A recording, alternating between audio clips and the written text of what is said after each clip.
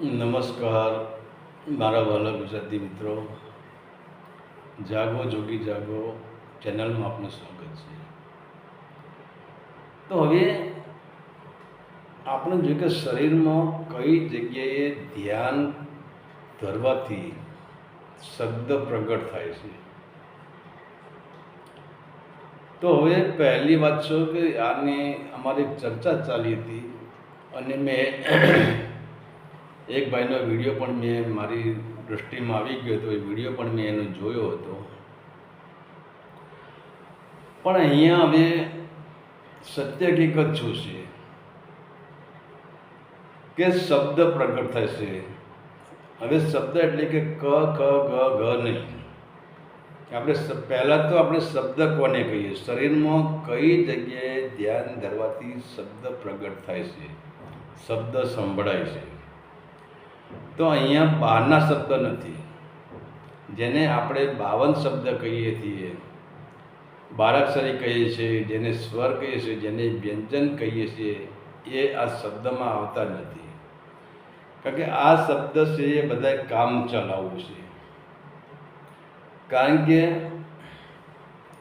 તમે જુઓ, આ શબ્દથી જ અત્યંત પુસ્તકોની રચના થઈ છે અને શબ્દથી જ આપણો જીવનનો વ્યવહાર પણ ચાલે છે. પરંતુ આ શબ્દ જ્યારે પુસ્તકો છે, આપણે કોઈ પણ શબ્દ આપણે કાગળ ઉપર લખીએ અને એ શબ્દને આપણે પાણીમાં પલાળીએ તો શબ્દ પલળી જાય છે અને એને સળગાવીએ તો શબ્દ સળગી જાય છે.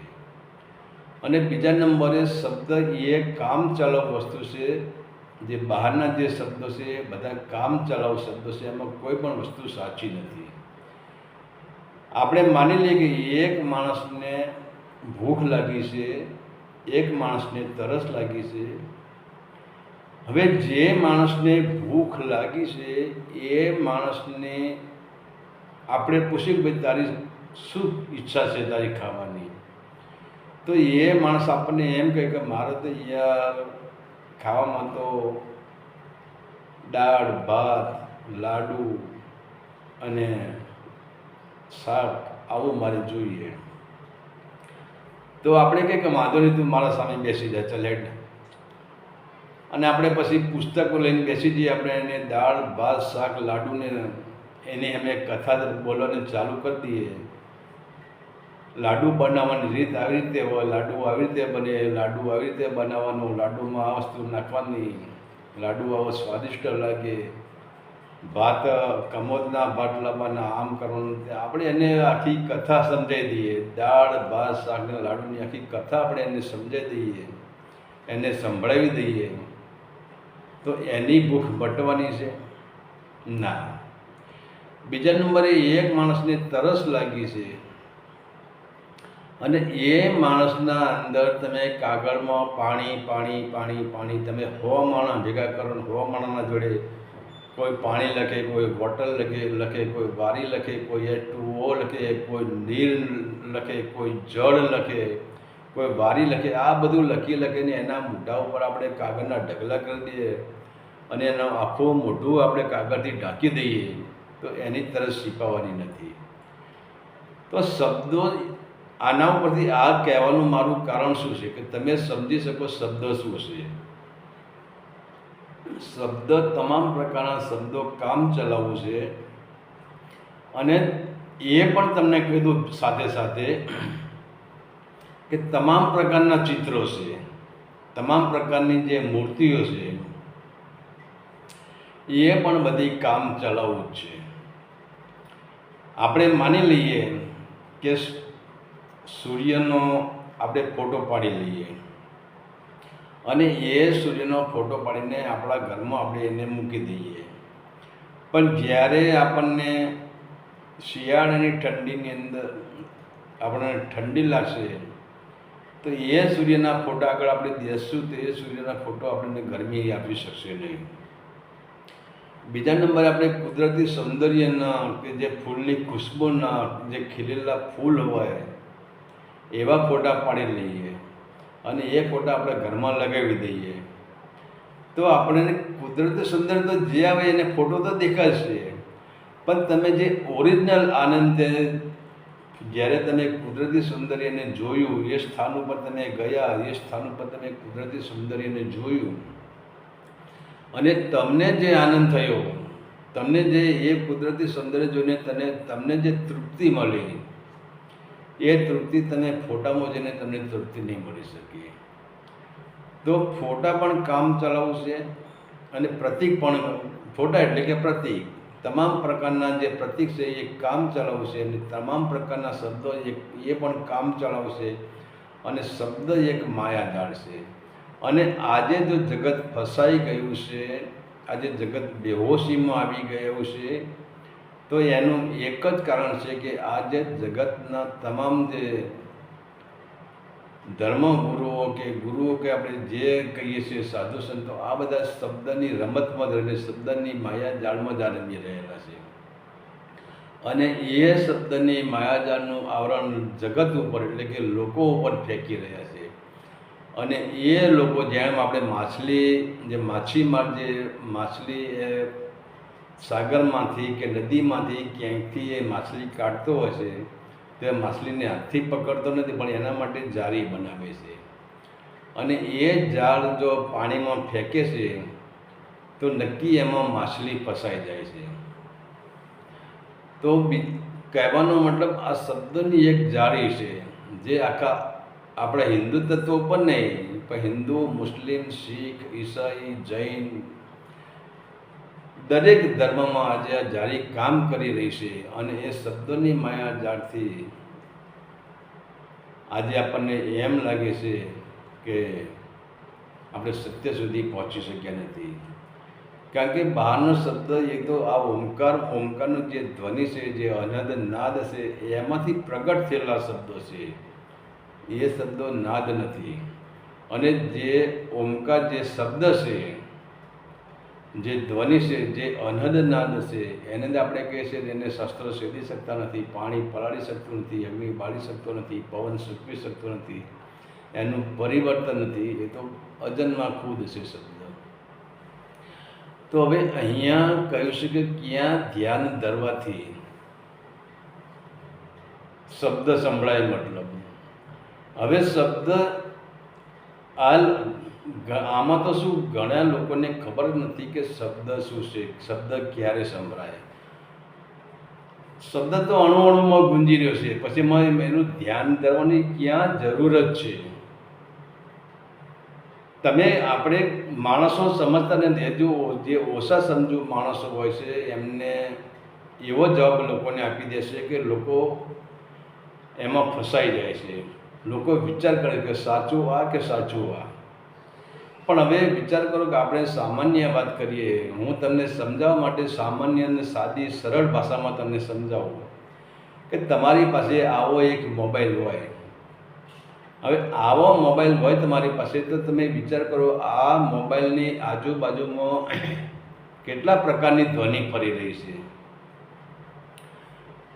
આની અંદર હિન્દી શબ્દ છે, ગુજરાતી છે, ઉર્દૂ છે, મરાઠી છે, સંગીત છે, ગીત છે, આવા જે મારા જેવા જે સત્સંગી માણસોના સત્સંગો છે, લોક સાહિત્ય છે, અસંખ્ય શબ્દો આપણા મોબાઈલની આજુબાજુ ફરી રહ્યા છે. પણ એને આપણે કેમ સાંભળી શકતા નથી? તો એક જ એનું કારણ એક જ છે કે જે આપણો મોબાઈલ છે એ આપણો મોબાઈલ સ્વિચ ઓફ છે. અને સ્વિચ ઓફ જ્યાં સુધી મોબાઈલ રહેશે ત્યાં સુધી શબ્દો અંદર જઈ શકતા નથી. તો હવે સ્વિચ ઓફ એટલે શું? સ્વિચ ઓફ એટલે કે મોબાઈલના અંદર જે આવરણ આવે છે સ્વિચ ઓફ છે. સ્વિચ ઓફના કારણે પણ તમે સ્વિચ ઓન કરી દો તો પછી દરેક પ્રકારના સંગીત, દરેક પ્રકારના શબ્દો આ બધું તમને સંભળાઈ જશે. તો કહેવાનો મતલબ એ છે કે આપણે હવે અહીંયા ધ્યાન ક્યાં જવાનું છે? શબ્દ એ જ સનાતન છે અને એ જ કહીએ કે અણુ અણુમાં શબ્દ ગુંજી રહ્યો છે.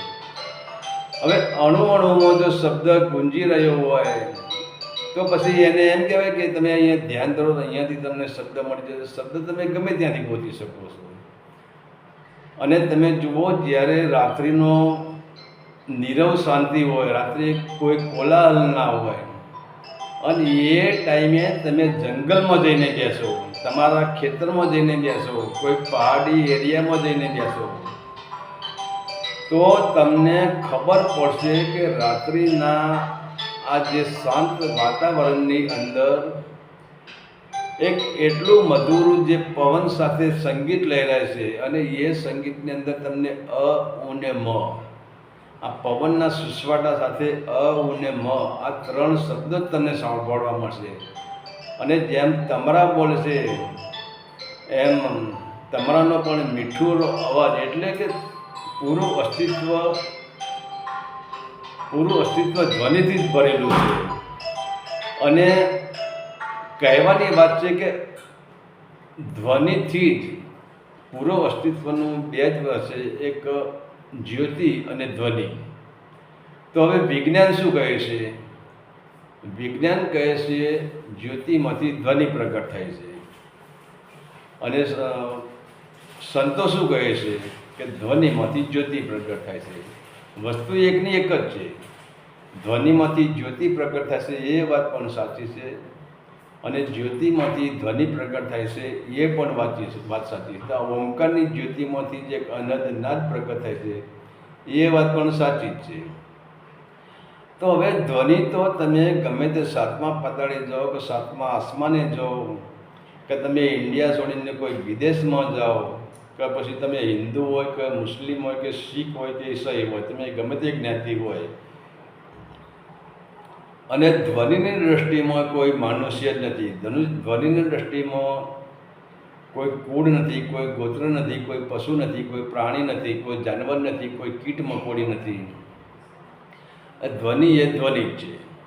અને ધ્વનિ એટલે શબ્દ.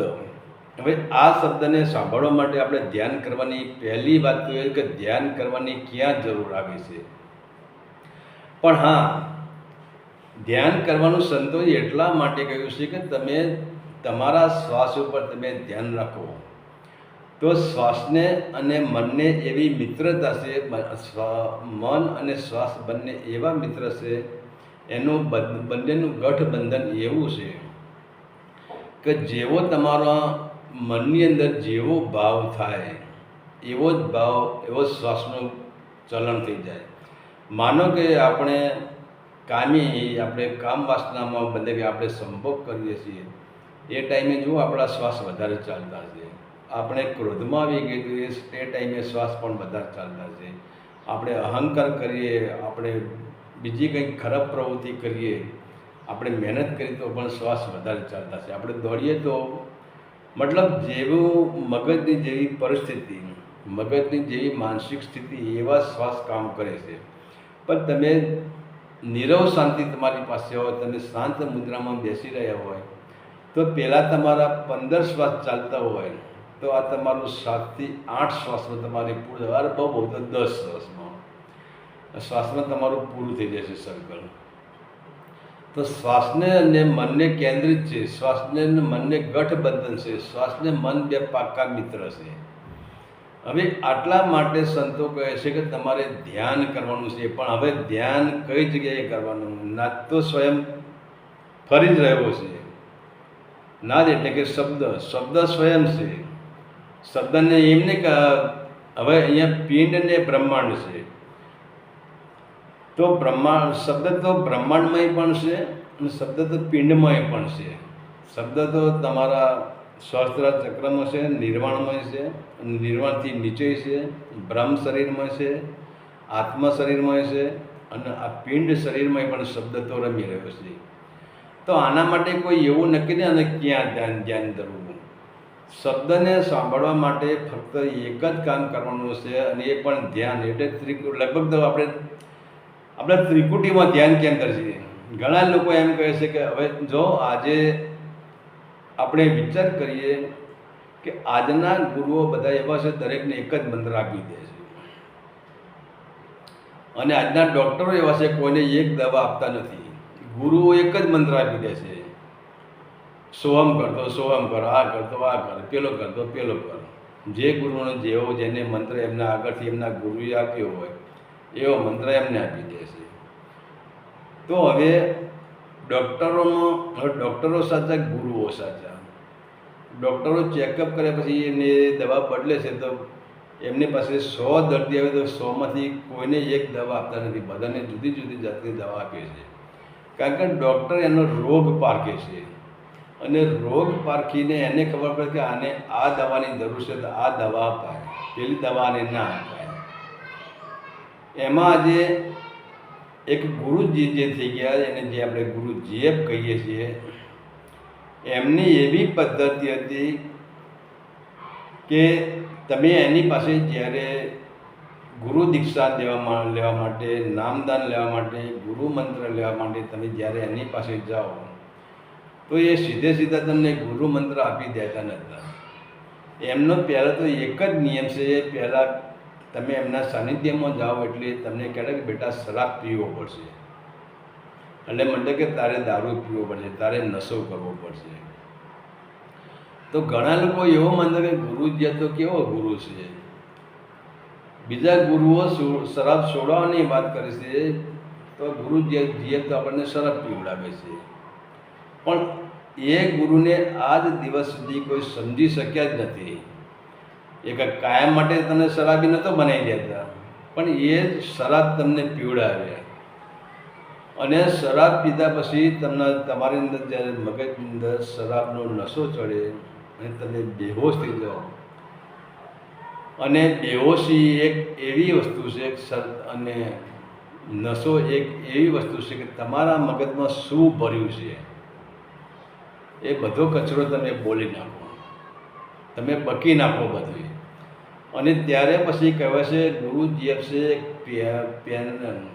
બોલ પેન અને એક નોટ લઈને ત્યાં બેસતા હતા, અને પહેલાં શરાબ પીવડાવી દે, અને શરાબ પીવડાવ્યા પછી બોલ પેન અને નોટ લઈને બેસતા હતા, અને કે આ જે બકવાસ શરૂ કરે અને એ કયા પ્રકારનો બકવાસ કરે છે એની નોંધ કરતા હતા. અને એ જો કામી પુરુષ હોય તો એ કામ વિશે ચર્ચા કરે, વાસનાવાળો વાસના વિશે કરે, મોહવાળો મોહ વિશે ચર્ચા કરે, લોભવાળો લોભ વિશે ચર્ચા કરે. જે સ્ટેજ એના અંદર પૂરી હોય એવી એ ચર્ચા કરે દારૂ પીધા પછી, શરાબ પીધા પછી.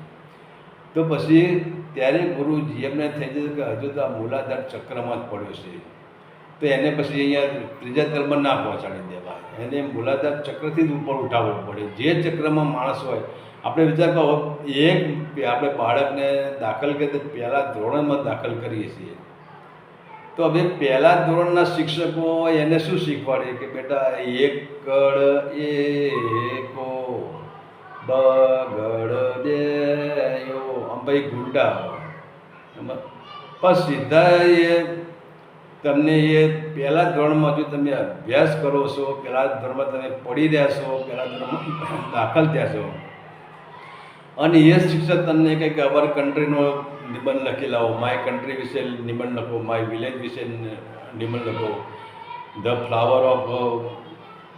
ફ્લાવરનો નિબંધ લખો, તમે શું લખવાના છો? કંઈ જ નહીં. તો ગુરુજીએ એવું કરતા, અને ખરેખર કોઈને પણ એક મંત્ર અપાય ના, જેમ ડૉક્ટરો એક દવા આપતા નથી એમ કોઈને પણ એક મંત્ર આપી ના દેવાય. એ કોઈ મૂલાધારમાં પડેલો હોય, કોઈથી કુંડલીમાં પડેલો, કોઈથી થોડો આગળ નીકળેલો, કોઈ નાભી ચક્રમાં પડેલો હોય, કોઈ હૃદય ચક્રમાં પડેલો હોય, કોઈ કંઠ ચક્રમાં પડેલો હોય, અનેક પ્રકારની વાસનાઓમાં જીવાત્મા ભરેલો હોય છે, બરાબર. અને જો જીવાત્મા એ વાસનાઓમાં ના પડ્યો તો તમારી પાસે આવે શું કરવા? એ પોતે જ શુદ્ધ હોય તો એને ગુરુ કરવાની કોઈ જરૂર જ નથી. શું કરવા ગુરુ કરવા પડે? પણ ગુરુ કરવાનું કારણ શું? શુદ્ધ થવા માટે ગુરુ કરવા પડે. તો હવે આપણે જે ગુરુ કરીએ છીએ એ ગુરુ તો આપણને કોઈ પણ એ દરેકને લાખો શિષ્ય તો લાખો શિષ્યને એક જ મંત્ર આપી દે કે શ્રી કૃષ્ણ શરણમ, તો આમ કરજે, રામ રામ કરજે, હરિઓમ તત્સત કરજે, સોહમ સોહમ કરજે, સતનામ સતનામ કરજે, ઓમકાર કરજે, રણંકાર કરજે. હવે એક જ મંત્ર બધાને એક જ ભોજન પીરસી દીધું, પણ ખબર છે કે પેલો ડાયાબિટીસવાળો છે, પેલાની બીપી ઘટી જાય છે, પેલાનું આમ છે, પેલાનું આમ છે, પેલાને થાઇરોઇડ છે, પેલાને કેન્સર છે, તો બધાને એક તો દવા અપાય જ નહીં ને. તો હવે જે આ નામ છે, હવે એ એના માટે ધ્યાન ધરવાની કોઈ પ્રક્રિયા જ નથી. અને ધ્યાન જ્યાં ક્રિયા છે ત્યાં નામ નથી. જ્યાં તરંગ છે, જ્યાં આવરણ છે, ત્યાં નામ નથી. ત્યાં નામ શબ્દ નથી. અને કોઈ જ્યાં તરંગ છે ત્યાં નામ શબ્દ સાંભળીએ અનહદનાદને સાંભળી શકતો જ નથી.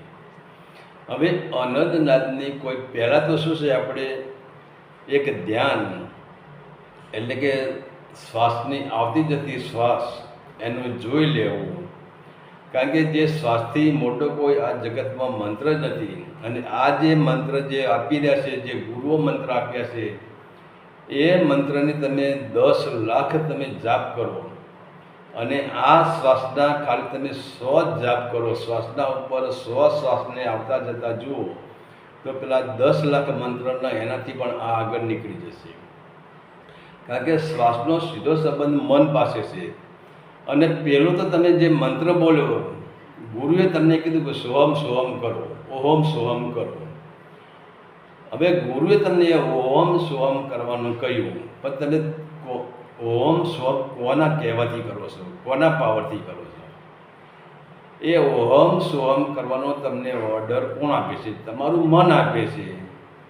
અને મન કહે છે કે યાર કરી લે ને 11 માળા, યાર કરી લે ને 1 કલાક, કરી લે 2 કલાક. મન તમને ટાઈમ પણ મન આપે છે. 11 માળા કરવાનું પણ તમને મન જ કહે છે. એટલે મનને એમ થઈ જાય કે આને સંતોષ થઈ જાય, કરી લેતું, અને એને સંતોષ થઈ જાય. તો મનની ગુલામીથી તો આપણે મંત્ર કરીએ છીએ. અને મન કહે છે કે 2 કલાક. અને તમે વિચાર કરો, અને જો કોઈ દિવસ ધ્યાનની, અમારે શરૂમાં આવું જ બનતું હતું. અમે પહેલાં જ્યારે એકલા ધર્મ એટલે સર્વમાં જ્યારે અમે આ અંદરની યાત્રા ઉપર જ્યારે અમે પહેલી યાત્રા શરૂ કરીને જેમ પહેલાં નિશાળમાં જેમ બાળકને દાખલ કરીને એની જે હાલત હોય એ હાલત અમારી પોતાની જ હતી.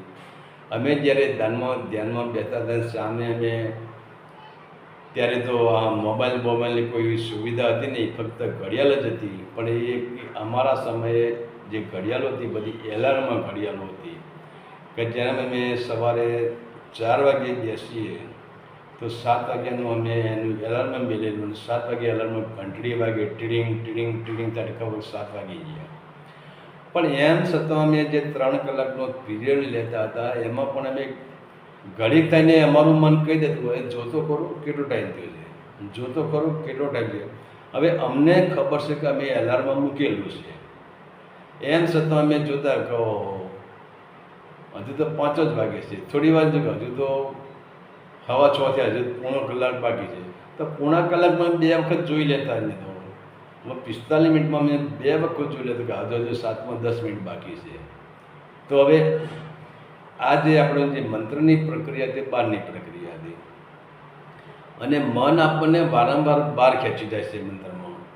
પણ હવે જે આપણું જે શ્વાસનું જે આપણો શ્વાસથી મોટો કોઈ મંત્ર નથી. અને શ્વાસના ઉપર કાલે આપણે કંઈ જ કરવાનું નથી, કોઈ મંત્રની જરૂર નથી, કોઈ બહારના શબ્દની જરૂર નથી, અંદરના શબ્દને આપણે પ્રગટ કરવાનો છે. એટલે જ કહ્યું કે ક્યાં ધ્યાન ધરવાથી શબ્દ પ્રગટ થાય, તો આપણે અંદરના શબ્દને પ્રગટ કરવાનો છે.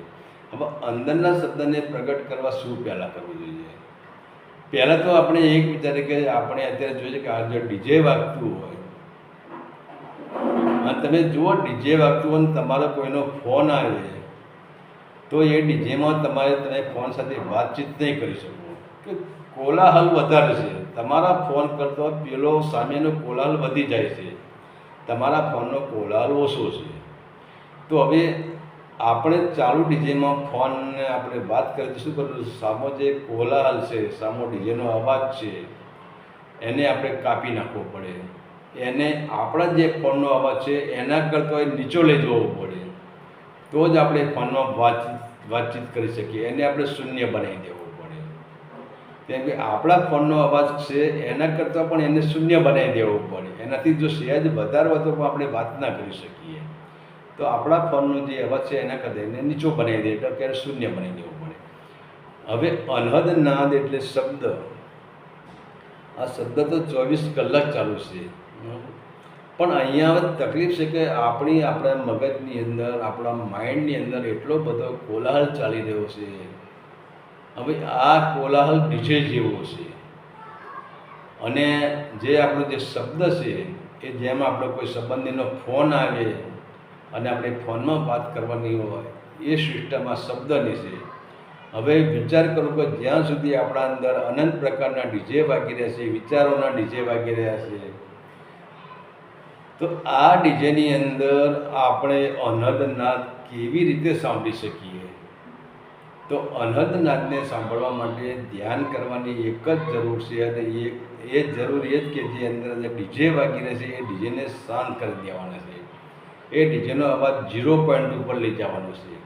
અને એ ડીજેનો અંદર જે આપણા માઇન્ડના અંદર જે આપણા વિચારો, આપણી વાસનાઓ, આપણા અરમાનોના જે અવાજ આવી રહ્યા છે, જે તરંગો આવી રહ્યા છે, એનો પાવર જો એનો અવાજ ઓછો થઈ જાય અને મગજ શાંત થઈ જાય, મગજ શૂન્ય થઈ જાય અને કોઈ ડીજેનો અવાજ જ ના રહે, મગજમાં કોઈ વાસના જ ના રહે, કોઈ વિચાર જ ના રહે, મગજ શૂન્ય થઈ જાય, ત્યારે પછી જે અનહદનાદનો જે શબ્દ છે, અનહદનાદની જે ધ્વનિ છે, જેને આપણે શબ્દ કહીએ છીએ, અને સંતોએ તો એટલા કીધું કે શબ્દ બિના સારા જગ અંધા, કાટે કોન એ મોહકા ફંદા. અને જો આ લક્ષ 84નું બંધન જો કાપવાવાળું એક જ હથિયાર હોય તો એ હથિયાર બીજું કોઈ જ હથિયાર નથી, કોઈ મંત્રય નથી ને કોઈ તંત્રય નથી, કોઈ ગુરુએ નથી. ફક્ત તમારો શબ્દ એક એવું હથિયાર છે. શબ્દ એટલે તમારો અનહદનાદ. એ શબ્દ એવો હથિયાર છે કે શબ્દે ધરતી, શબ્દે આકાશ, શબ્દે પાતાળ, શબ્દે હિ રચાયા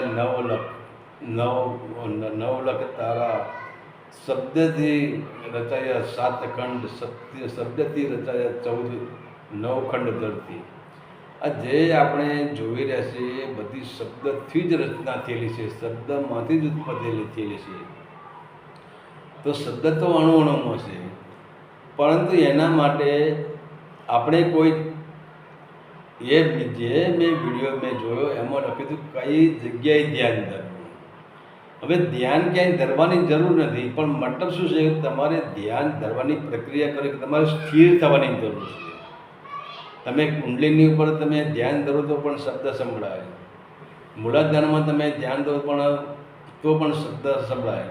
પણ હવે મૂલાધારમાં તમે ધ્યાન ધરો કે કુંડલી પર ધ્યાન ધરો કે અનાહત ચક્ર પર તમે ધ્યાન ધરો, તો કોઈ પણ તમે ધ્યાન ધરો, પણ મૂળ પોઈન્ટ શું છે કે તમારો જે આ ડીજે અંદર વાગી રહ્યું છે, તમારા આ ગામની અંદર, તમારા આ મનરૂપી ગામડામાં જે ડીજે વાગી રહ્યું છે ને એ તમારા ફોનનો અવાજ સ્લો છે, ડીજેનો અવાજ વધારે છે, તમે એને સાંભળી શકતા નથી. આ ચોખ્ખી વાત છે અને સહેલી વાત છે આમાં. પણ હવે તમારે ફોનનો અવાજ સાંભળવો તો તમારે ડીજેનો અવાજ બંધ કરવો પડે. ડીજેનો અવાજ ફોનનો અવાજ હોય એના કરતાં પણ ડીજેનો અવાજ સ્લો કરવો પડે, તો તમે ફોનમાં વાતચીત કરી શકો, ફોનનો અવાજ સાંભળી શકો. તો એમાં આ ડીજેને બંધ કરવાનું છે. આ ડીજેના અવાજ જે ડીજે વાગ્યો એના અવાજને બંધ કરવાનો, એના અવાજને શાંત કરવાનો છે. અને એનો અવાજ શાંત થઈ જાય ત્યારે પછી જે આપણા બહારના જે અવાજો બધા બંધ જાય ત્યારે પછી અંદરથી એક અવાજ આવે છે, અને એ અવાજ પછી કહેવાય છે કે એનું એક ભજન પણ બનાવેલું છે કે દેખનદારે કોઈ યાદ દલમાં જણણા જણ જન ચાલે રે બાજે. અને એ જો શરૂમાં તમારે પ્રેક્ટિસ કરવી હોય, અમે પણ શરૂમાં અમે પણ પ્રેક્ટિસ કરતા હતા, તો આમ આ બંને કાનમાં આંગળી ગાલી નારી, આ 2 આંગળી છે, અહીંયા ત્રિકુટીમાં પર અહીંયા થોડું દબાણ આપવાનું, અહીંયા આ રીતે આંગળી લગાવી દેવાની, એટલે કે જેથી અંગૂઠાના કારણે બહારનો અવાજ અંદર ના આવે અને આ ત્રિકુટી આપણું કેન્દ્ર બની જાય. હવે અહીંયા આપણે 2 આંગળીઓ મિલીએ તો આનાથી શું થશે કે આનાથી આપણું એક અહીંયા આપણે તિલક કરીએ છીએ, તો અહીંયા તિલક નથી કરતા, પણ 2 આંગળીઓ મૂકી દેવાની છે. 2 આંગળીઓ મૂકી એટલે આપણું કેન્દ્ર, એ ત્રિકુટી આપણું કેન્દ્ર થઈ જાય, અને ત્રિકુટી કેન્દ્ર થઈ જાય પણ ઓટોમેટિક આપણી શ્વાસ ઉપર આપણી નજર જાય. આ એક પ્રયોગ જ છે, અને આ પ્રયોગ એટલું બધું કામ કરી લે છે કે ન પૂછો. તમારે કોઈ મંત્રની જરૂર નથી, કોઈ બીજું કરવાની જરૂર નથી, મારે પદ્માસન લગાવવાની પણ જરૂર નથી. તમે કોઈ ખુરશીમાં બેઠા તો પણ આ કરી શકો, તમારા પલંગમાં બેઠા હોય તો પણ આ કરી શકો, સોફા સેટમાં બેઠા તો પણ આ કરી શકો, અરે તમે આરામ કરતા હોય ને તો પણ આ કરી શકો. અને હવે તો ઘણા લોકો શું કરે, રૂ કાનમાં ગાળી દે છે અને પલંગમાં સીધા સૂઈ જાય છે. સીધા એટલે કે ડેડ બોડીમાં સૂઈ જવાનું. જે રીતે મરેલા મરદાને સુવડાવે છે એ રીતે સૂઈ જવાનું અને કાનની અંદર રૂ નાખી દેવાનું અને અહીંયા આંગળી રાખી દેવાની, એટલે શું છે કેન્દ્ર અડી ના જાય. કારણ કે અર્જુને મત્સ્યવેદ કર્યું તો મત્સ્યવેદની એક સંકલ્પ નક્કી કરો કે મારે આખી માછલી આપણે જોઈ નથી. અર્જુનનો શું સંકલ્પ હતો કે માછલીની આંખ જ વીંધવી છે. તો આપણે પણ એક સંકલ્પ કરવાનો કે આપણે માછલી જોઈ નથી, ખાલી આ માછલીની જે આંખ છે, જે ત્રિકુટી છે, એને જ આપણે લક્ષ્ય બનાવવાનું છે, એને જ તીર મારવાનું છે. આ ત્રીજી આંખ આને જ આપણે બિંદી નાખવાની છે. અને આ જો આટલી આપણી સંકલ્પ શક્તિ, આપણી દૃઢ સંકલ્પ શક્તિ થઈ ગઈ તો પછી ધીરે ધીરે આપણા મનની અંદર જે તરંગો છે, કારણ કે અર્જુન વખતે જુઓ નીચે પાણી હતું અને હવે પાણી તો તરંગો હોય. હવે તરંગોમાં તો જે માછલીનો પડછાયો પડતો હતો, આ પણ એક મત્સ્યવેદ જ છે. જે માછલીનો પડછાયો પડતો હતો એ પાણીમાં પડતો હતો. પણ હવે જો પાણીના અંદર તરંગો ચાલુ હોય, પાણીમાં તરંગો હોય, તો માછલીનો જે પડછાયો પડે એ પણ આમાં તૂટી જાય પડછાયો. હવે પડછાયો ચોખ્ખો ના દેખાય તો પછી માછલીની આંખ તો ક્યાંથી દેખાવાની હતી. તો હવે અર્જુને શું કર્યું, એ પાણીના તરંગો એને સ્થિર કરી દીધા. એટલે એના ચિત્તને સ્થિર કરી દીધું, એના અંતકરણને સ્થિર કરી દીધું. મન, બુદ્ધિ, ચિત્તને અહંકાર, આ ચાર પાણીના તરંગો છે. તમે આને સ્થિર કરી દો તો પછી તમને માછલીની આંખ ચોખ્ખી દેખાય, તમને આજ્ઞાચક્ર ચોખ્ખું દેખાય. અને ત્યાંથી જે આવતો તમારો શબ્દ છે, જેને અનદના કહે છે, એનો પણ અવાજ ચોખ્ખો મળે. અને એ અવાજ ચોખ્ખો મળે ત્યારે પછી એ અવાજ જેમ આકાશમાંથી વર્ષા થાય છે, એ પાણીની વર્ષા થાય છે, પણ અહીંયા અમી વર્ષા થાય છે. અને એ અમી વર્ષાથી પછી ધીરે ધીરે કહેવાય છે કે સંતોનું શરીર અમીરસથી ભરેલું હશે. અમીરસ એટલે કે પ્રેમથી ભરેલું હશે. અને જેટલો પ્રેમથી વધારે શરીર લાકડું શરીર ભીંજાઈ ગયેલું હશે, એટલી એની કુંડલીની વધારે જાગૃત થયેલી હોય છે અને એટલા જ એના ચક્રો વધારે ગતિમાન થયેલા હોય છે. તો હવે શબ્દ સાંભળવા માટે, એટલે કે અનહદનાદ સાંભળવા માટે આપણે કોઈ પ્રક્રિયા કરવાની, ફક્ત શ્વાસ ઉપર ધ્યાન રાખવાનું છે અને ત્રિકુટીમાં આપણે સ્થિર રાખવાની છે. ત્રિકુટીને આપણે કેન્દ્ર બનાવી લઈશું તો જ આપણે શબ્દને જાણી શકશું, શબ્દને સાંભળી શકશું. હરિ ઓમ તત્સત. આદેશના પ્રણામ.